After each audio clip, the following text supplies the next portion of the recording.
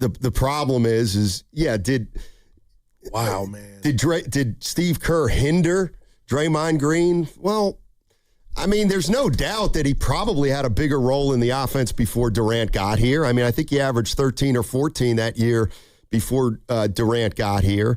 But, I mean, nobody in their right mind is going to suggest that Draymond should have shot more on those teams. And the one thing I would say was, okay, maybe you didn't have any plays drawn up for you, but you had the ball in your hands more than anybody else on the team over the last decade, probably, in terms of being our main decision maker. So I don't, the part about hindered his career, well, yeah, he probably didn't want you shooting 15 times a game, but he gave you as much responsibility as anybody in that offense. Hey, look, I'm just keeping it real.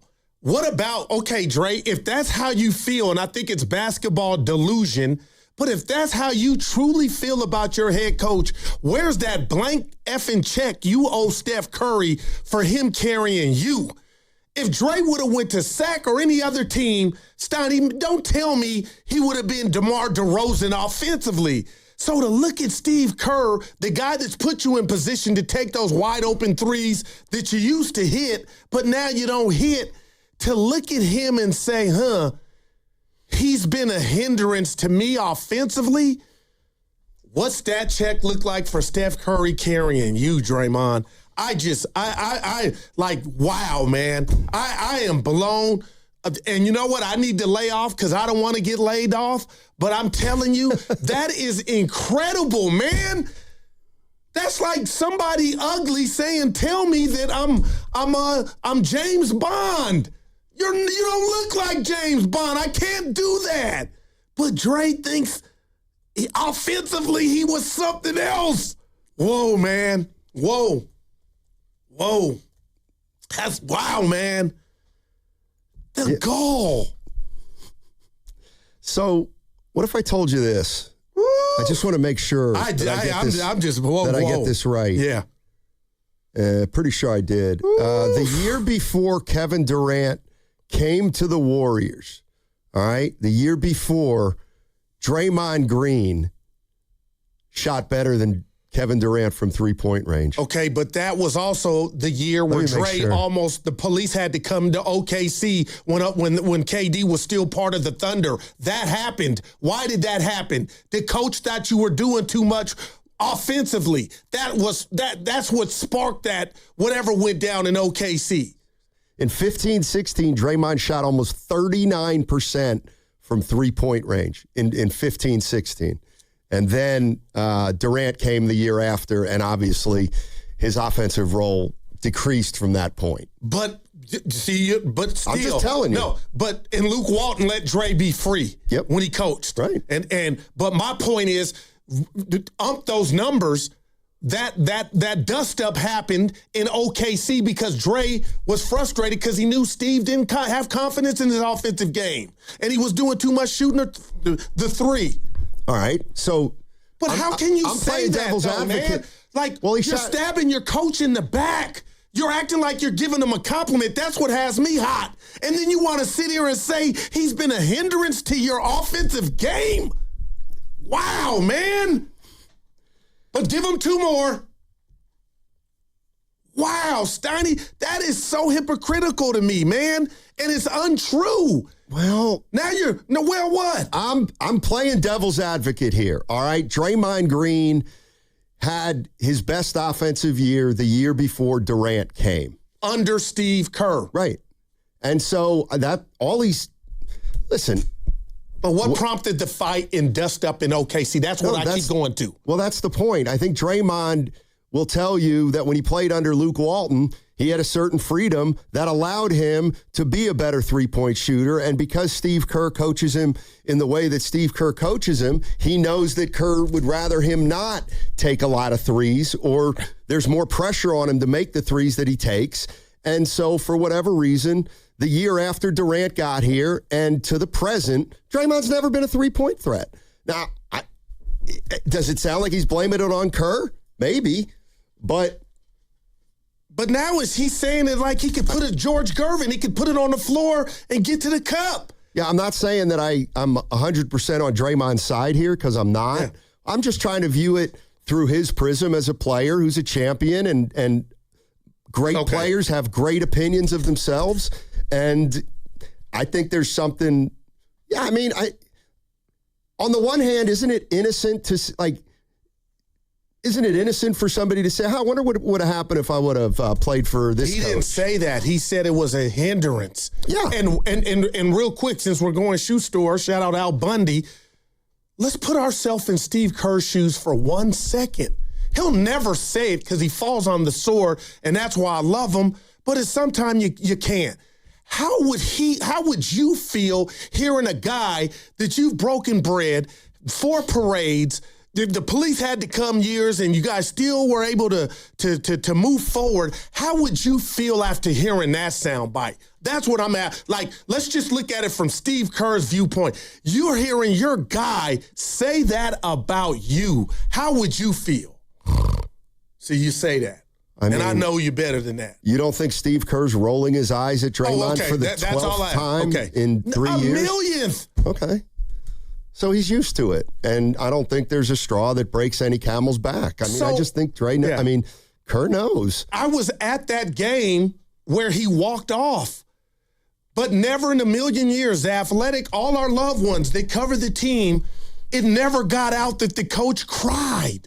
And there's nothing wrong with emotion. But my point is, how much does one man want to take from a player? When is enough enough?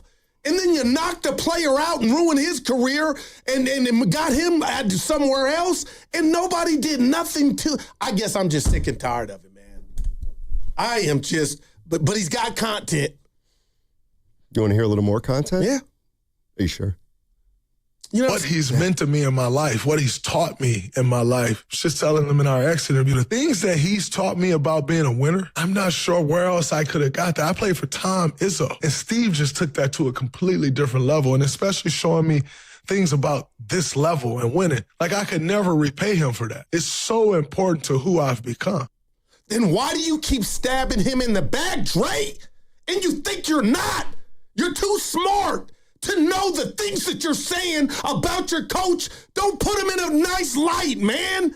And sometimes it's not the public's. We don't need to know Steve cried. What about, what about if they're just acknowledging that, they do have ups and downs? It's not it's he. What do you mean? It's Draymond said, nobody needed to know that he cried in December. And now you've been harboring these feelings that offensively you've been condensed or he's kept you down? Man, oh man, I wish I was in a life to where I could just do what I play, just Frankenstein, and everybody just be afraid of me. Pay me this amount. Oh, here you go, Goo. Yeah. You had a joke in there. No, I didn't have a joke. Whenever this comes up, a Draymond situation comes up, and the number's 888-957-9570 if you want to jump into the conversation. Anytime there's a Draymond situation, it kind of follows the same pattern, and I don't think you're wrong. You start bringing up all the things that have happened and all the times where he's theoretically gotten over on the organization and gotten his way. Okay, let me be quiet. That's it. Gotten over. Yeah. That's it. And it's continuing, right. Or maybe it's come to a head. Right. Or maybe it's not. Maybe this is just another snooze in the Draymond incident log. And the reality is like, I think the Warriors are long past getting incensed over Draymond Green. Like, what's Steve Kerr going to do? Well, that's a how do you grow then? That's a problem to me. What do you mean? Like, there is some finality to his contract. So what are you going to do? Say, we love this whole experience, and maybe they do, and I need to put my foot in my mouth. But the bottom line is there could be an end date to this. Of course. And then how much do we know what Steve's thinking about if he wants to stay?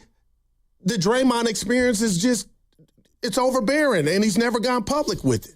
Like, I have those thoughts. And if I'm Mike Dunn Levy or Joe Lacob and I hear this podcast, or I'm Steph Curry, And I hear him just share with the world that Steve cried. It ain't about crying. I love emotion. Draymond, why are you putting your coach on front? Why are you sharing something that's a nothing burger and that's done and over with? Well, but now we got to find out that Coach Kerr in year 11, 12, you still can make him cry with your actions. Wow, man. Wow. Yeah, this is exactly what I'm talking about. Like, this is who, like, they have long ago accepted who he is. And they have long ago determined that whatever decision they're going to make on Draymond Green probably won't be spurred on by what he says. It's going to have to be how he's playing. And that's really what I think's going on right now. Right. I think Draymond knows damn well he's getting squeezed. And that's the only way I can put it. I think he knows Mike Dunn Levy is more than willing to move him. And I think he knows that Steve Kerr is one of his few lifelines. Now, then why would he do what he did? Because you know why? It doesn't impact anybody's future. Like Draymond saying Steve may have hindered my game isn't making Joe Lacob say, oh, my God, we can't bring these guys back. No, you're going to bring them. If you bring them back, you bring them back, and it'll iron itself out like every season's ironed itself out, good, bad, or indifferent. Speaking of which, I'll refrain and just back up off the Dre situation. What are you making, or what did you and Evan and the listeners talk about yesterday in regard to they met and now they got to reconvene?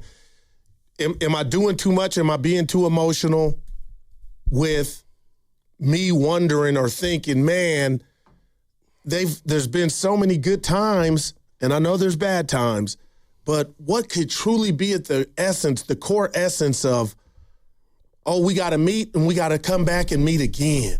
Like what could it be? It's a lot of things, I'm sure. Steiny, we need you to change this, that, and the fifth, and then he wants this, that, and the fifth. Well, it's got to be something like that. Well, I don't think I don't think it's going Joe Lacob saying you need to change, otherwise you're not going to be our coach.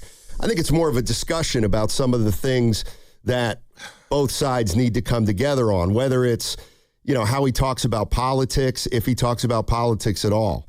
If he would give a commitment to change the direction of this team toward the younger players. Maybe that's part of it. Less reliance on Draymond Green. Maybe that's part of it. Less emphasis on Curry and Draymond and more on the other players on the team. It could be a variety. Part of it could be a little bit about money. I don't know. I'm sure it's a lot of different things. And I know it's easy to say, well, what could they be talking about? He either wants a coach or he doesn't. But I do think there's clearly issues here. And to my way of thinking, where are we? Well, we're still where we were 2 weeks ago. Kerr doesn't know if he wants to coach the Warriors. And to my way of thinking, Joe Lacob doesn't know if he wants Steve Kerr to coach the Warriors. Can I ask? They got to figure it out still. Can I ask you this? Do you think there's any part of Steve Kerr, and again, I'm asking you to speculate, do you think there's any part of Steve Kerr that thinks maybe they don't want, or Joe Lacob doesn't want him to say yes? And they're kind of maybe. I mean, wow. Maybe. Then that's deep. Then when you play that game. Yeah, listen. I'm different, I think, on this one than others, and that is, I know Steve's a championship. How long's he been here? 12 years? Man. 12 years, 4 titles. But the team is at a different point right now.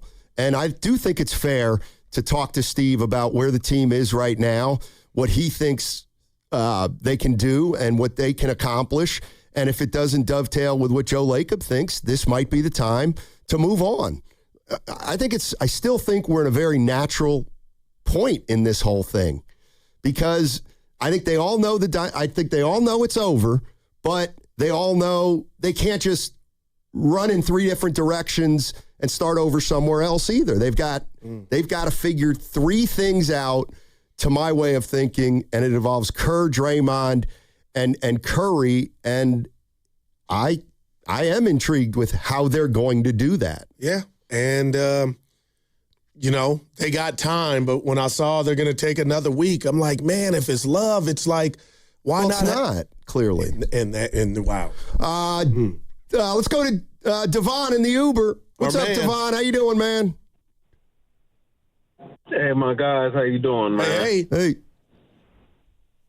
Hey, so really quick, I maybe I'm missing it, but when it comes to this Draymond situation, one, I think it's the messenger that has, people up and at it, because I feel like if Steph said, Dre's offensive game could be there if we looked for him a little more, I wish we did implement a little more plays for him, then I feel like the whole world would be like, because Curry said it, it's okay.